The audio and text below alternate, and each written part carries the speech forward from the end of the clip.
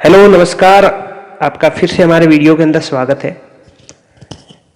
देखिए आज फिर 10-15 प्रश्न जो मैं आपके लिए लेकर के आया हूँ बहुत ज़्यादा महत्वपूर्ण होने वाले हैं आपके लिए, और वीडियो को अंत तक आपको देखना चाहिए। अगर आप शिक्षक एग्जाम की तैयारी करते हैं तो फिर तो आपके लिए ये बहुत ज़्यादा महत्वपूर्ण प्रश्न होने वाले हैं। देखिए पहला सवाल आपके सामने है, बाल विकास कब संपन्न होता है? इसके 4 ऑप्शन आपके सामने है, बाल्यावस्था में, शैशवावस्था में, किशोरावस्था में या फिर जीवन पर्यंत चलता है। देखिए प्रश्न को समझना बहुत ज्यादा जरूरी है अपने लिए। तो बाल विकास कब संपन्न होता है? संपन्न का मतलब शुरू होना नहीं हो सकता। संपन्न शुद्ध हिंदी का शब्द है जिसका अर्थ होता है बाल विकास कब खत्म हो जाता है। तो अब आपको पता लग गया बाल्यावस्था के अंदर खत्म नहीं होता, क्योंकि बाल्यावस्था के बाद में किशोरावस्था आती है, वहां पर भी विकास होता है। किशोरावस्था के अंदर भी नहीं, उससे भी आगे और अवस्था होती है वृद्धावस्था, वहां तक भी विकास चलता है। कहने का मतलब जब तक हम इस पृथ्वी के ऊपर जीवित है तब तक अपना विकास होता रहता है। अभिवृद्धि का अगर वो पूछता तब कुछ हम सोच सकते थे कि भाई किस अवस्था तक चलती है, लेकिन उसने विकास का पूछा है तो ये तो जीवन पर्यंत चलता रहेगा। तो पहले सवाल का सही उत्तर हो जाएगा आपके ऑप्शन डी, यानी कि आपका विकास जीवन पर्यंत चलता रहता है। चलिए प्रश्न नंबर 2 पे, बाल विकास को सर्वाधिक प्रभावित करने वाला कारक कौन सा है? प्रश्न को जैसे ही हमने देखा हमें पता लगना चाहिए कि भाई सर्वाधिक प्रभावित करने वाला, वैसे तो सारी चीजें प्रभावित करेंगी लेकिन सर्वाधिक, यानी कि मनोविज्ञान का सबसे बड़ा यही खेल है। इसी को हमें समझना है कि भाई इसके अंदर क्या है, फैक्ट जो फैक्चुअल क्वेश्चन होते हैं ना उनका सिर्फ एक उत्तर होता है जिसको हम सटीक उस उत्तर को पकड़ लेते हैं, लेकिन यहाँ पर ऐसे नहीं होता है। मनोविज्ञान के अंदर 4 जो ऑप्शन होते हैं चारों ही हमें लगता है भाई चारों सही है, लेकिन उनमें से जो बेस्ट होता है, जो सर्वश्रेष्ठ होता है, जो सुपीरियर होता है, उसको हमें छांटना होता है। तो यहाँ पर दिया हुआ यौन शिक्षा, क्या बाल विकास पर यौन शिक्षा का प्रभाव पड़ता है?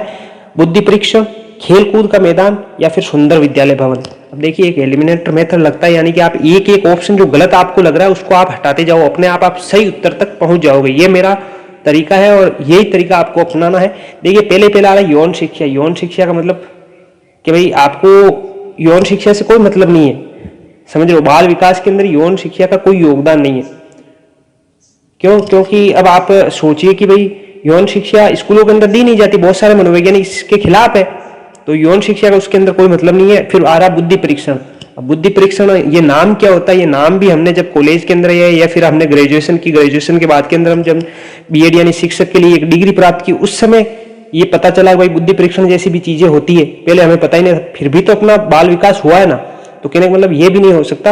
अब आ रहा खेल कूद का मैदान या सुंदर विद्यालय भवन, इन दोनों में से एक छांटना है। तो देखिए सुंदर विद्यालय भवन, प्रत्येक विद्यालय सुंदर हो ऐसा जरूरी नहीं है, लेकिन खेल मैदान ही होता है। और ज्यादातर बच्चे, आप अगर 100 बच्चों का ओपिनियन लोगे ना तो उसमें से 80% बच्चे खेल को पसंद करेंगे।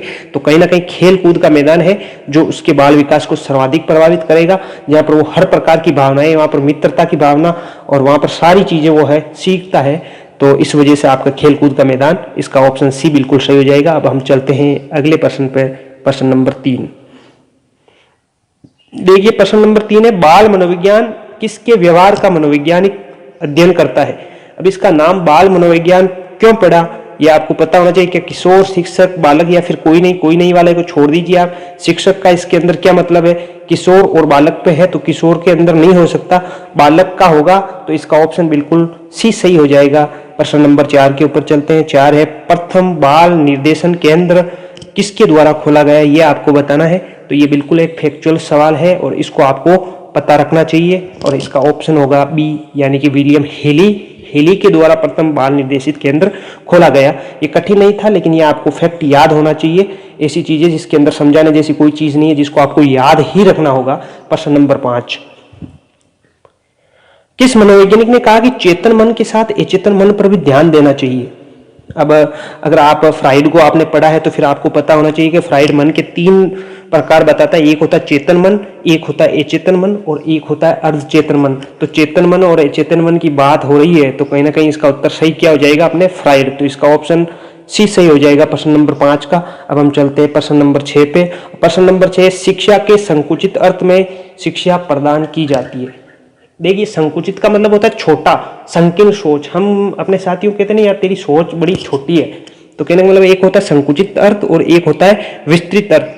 तो संकुचित अर्थ का मतलब कि जैसे अगर आपसे पूछ लिया जाए शिक्षा क्या, तो आप कहते हैं स्कूल के अंदर जाते हैं, पढ़ते हैं और फिर वापस आ जाते हैं, ये शिक्षा है। और जबकि मनोवैज्ञानिक कहते हैं ये शिक्षा नहीं है। शिक्षा आप जीवन के हर पहलू यानी हर जगह जहां भी आप जाते हैं वो सीखते हैं। अभी आप मोबाइल के माध्यम से सीख रहे हैं, कभी आप जाते हो अड़ोस पड़ोस के अंदर, आपके माता पिता, हो सकता है किसी के माता पिता अनपढ़ हो, उनको भी तो पैसे काउंट करना, हिसाब करना, सारी चीजें आता है। तो कहने वाले वो तो कभी विद्यालय में गए ही नहीं, वो एक किसी निश्चित स्थान पर बैठ के उन्होंने पढ़ाई की नहीं, फिर भी तो उनको आता है। तो इसका मतलब ये होगा कि भाई शिक्षा जो है जीवन भर चलती रहती है, एक इंसान जीवन भर सीखता रहता है। तो निश्चित स्थान पर अगर ऐसा बोल दे तो ये तो एक छोटी सोच हो गई, ये इसका संकुचित अर्थ है। और अगर विस्तृत अर्थ लिया जाए तो जीवन पर्यंत सीखता रहता है, किसी भी स्थान पर आप सीख सकते हो, तो सीखना ये शिक्षा है। तो अगर संकुचित अर्थ पूछे तो इसका ऑप्शन ए बिल्कुल सही हो जाएगा, क्योंकि निश्चित स्थान यानी जैसे विद्यालय या फिर कोई ट्यूशन है, उसके ऊपर जो शिक्षा दी जाती है वो उसका एक संकुचित अर्थ होगा, अगर शिक्षा का अर्थ इतना ही लिया जाए। और अगर शिक्षा का अर्थ जैसे खेल का मैदान है या बाहर परिवार वातावरण किसी के माध्यम से वो बच्चा सीखता है, तो ये शिक्षा का विस्तृत अर्थ है और यही मनोविज्ञान हमें सिखाता है। प्रश्न नंबर 7 है, वर्तमान में शिक्षा मनोविज्ञान किस अवस्था के अंदर है? शेषावस्था, बाल्यावस्था, किशोरावस्था या फिर वृद्धावस्था? ये 4 ऑप्शन है, लेकिन आपको समझना चाहिए कि भाई जो मनोविज्ञान है, सर्वप्रथम ये एक दर्शन शास्त्र के रूप के अंदर इसको जाना जाता था। फिर इसको दर्शन शास्त्र से 19वीं शताब्दी के अंदर, कल हमने जाना था कि 19वीं शताब्दी के अंदर मनोविज्ञान है जो एक स्वतंत्र विषय बना, जब विलियम वुंड ने 1879 के अंदर एक बाल जो है प्रयोगशाला, जो मनोविज्ञान की प्रयोगशाला है, उसकी स्थापना की थी। तो आपको पता होना चाहिए कि भाई शिक्षा मनोविज्ञान अभी जो किस अवस्था के अंदर है, तो अभी इसकी शुरुआत हुई है 19वीं सदी के अंदर, तो ये अभी शेषावस्था के अंदर है, याद रखना चाहिए। हो सकता है ऐसा प्रश्न आपके एग्जाम के अंदर आपको देखने को मिले, तो इसका ऑप्शन ए बिल्कुल सही होगा।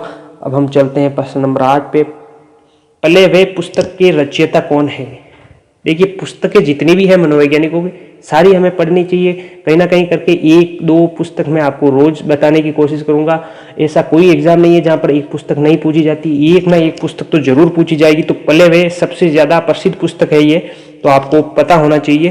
फ्रायड, कॉल्डवेल, कुक या वाटसन या फिर स्किनर, इन 4 के अंदर से एक सही चुनना है। तो देखिए, पले का मतलब होता है खेलना, वे का मतलब तरीका, लेकिन पले, मुझे क्रिकेट बहुत ज़्यादा पसंद है और क्रिकेट के अंदर में एक क्रिकेटर है जो इंग्लैंड के पूर्व क्रिकेटर थे, ओपनर एलिस्टर कुक, उन्हीं के नाम से मैं याद रख लेता हूँ कि भाई पले वे जो पुस्तक है उसके जो है रचयिता कौन होंगे? Caldwell cook.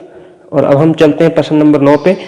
प्रश्न 9 है, शिक्षा का केंद्र बिंदु है, यानी कि शिक्षा केंद्र यानी किस पे टिकी हुई है मुख्य रूप से, कि शिक्षा का केंद्र बिंदु कौन है?